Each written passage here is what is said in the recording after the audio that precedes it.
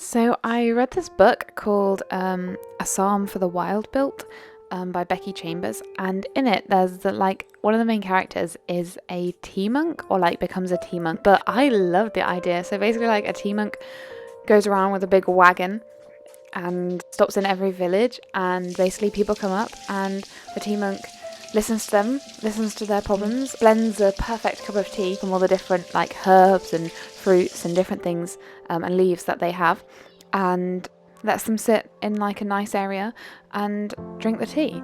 And it's just this thing, and I'm like, oh my goodness, why do we not have tea monks? So having read that, I was then like, I need to make my own tea, obviously, because doesn't everyone have that thought? And so I kind of looked into it a little bit, and I mean, my first step was okay, I need to buy a dehydrator.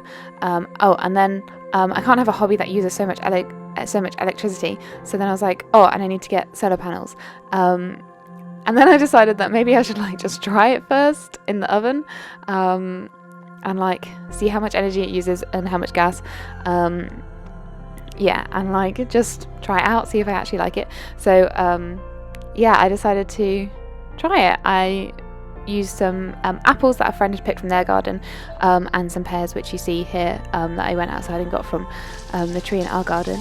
And I cut them into super thin slices because I read online that's how to do it, basically. But I didn't really think about that when I was doing it, because I kind of thought, oh yeah, I'll cut it into really thin slices, and then when it's dehydrated, I'll break it up or cut it into smaller pieces so that it could fit in a tea ball or a tea infuser or something.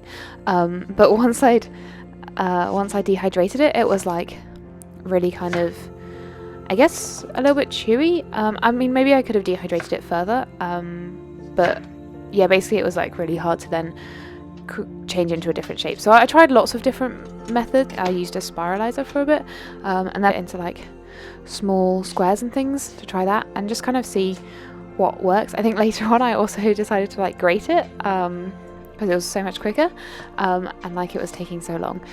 I'm not sure I included that in the video, but you'll definitely see some of the dehydrated bits that I grated, because they did kind of stick together once they were dehydrated, so it took a lot of breaking apart afterwards.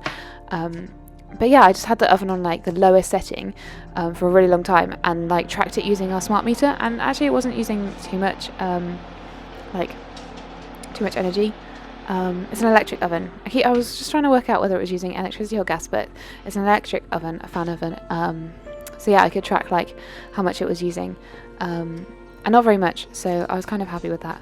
But yeah, so I did a lot of chopping and drying out, and then I was going to make an apple, cinnamon, vanilla and red bush tea. So once I'd dried it all, I kind of chopped up all of those things and mixed them together to make a tea. And it was really nice.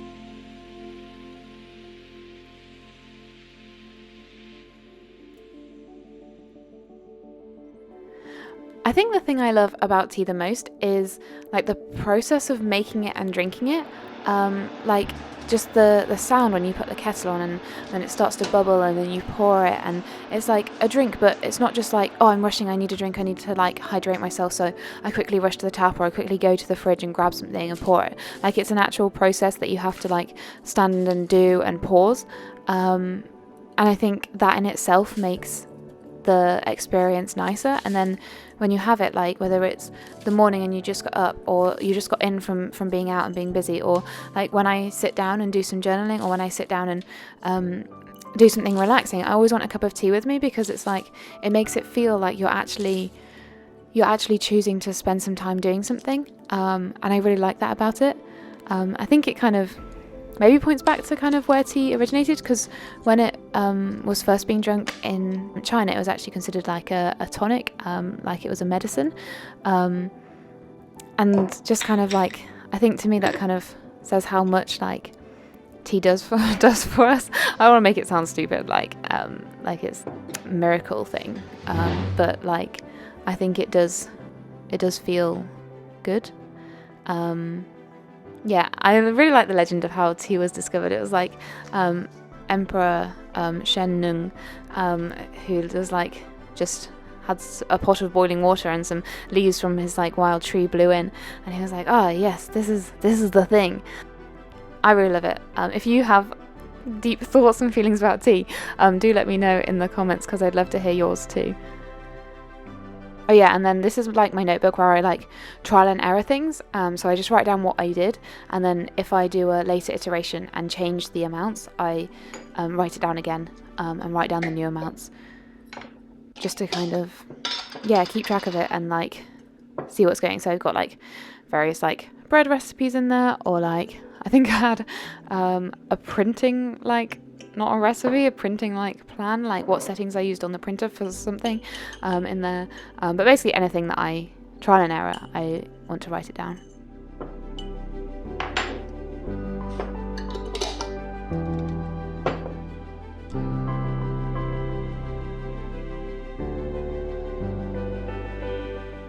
I really found making my own tea blend really relaxing and really kind of exciting, like trying things. Like, it's a really nice process, especially if you do have fruit in the garden. I'm planning to like try it with lots of different things. I did try a few different things. So I tried using a tea with like dried apricots and also red pepper. It was like, the first bits were really nice. The first taste, it tasted kind of like a bit of a detox kind of tea. But as I left the the tea ball in, and it got stronger, like it just became unbearable. Like, it was so earthy.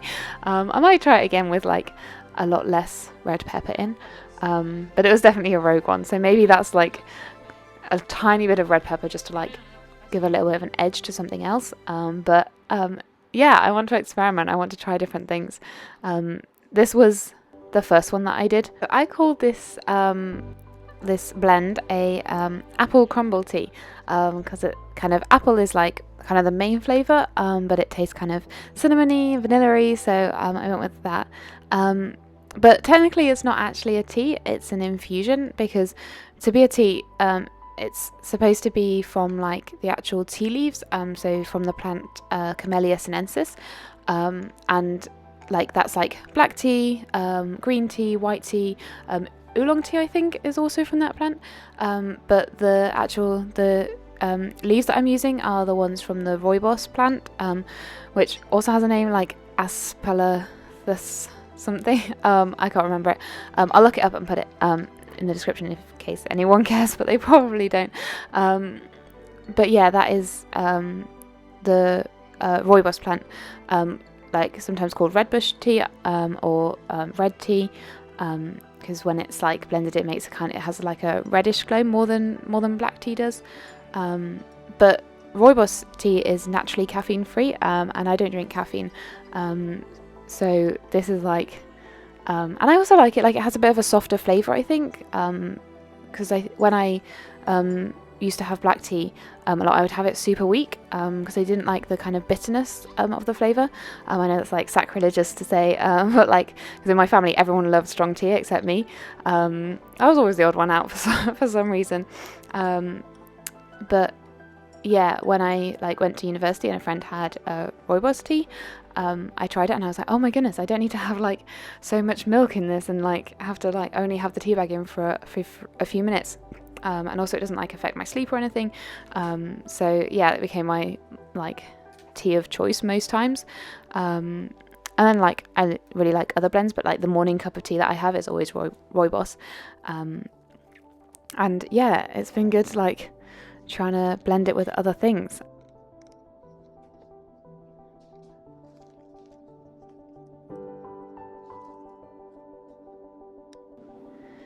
So what's your go-to morning cuppa? And what's your favourite alternative tea? So not that one. And do you know any cool tea facts? Let me know in the comments, because yeah, I definitely want to hear. Thanks for watching. See you soon.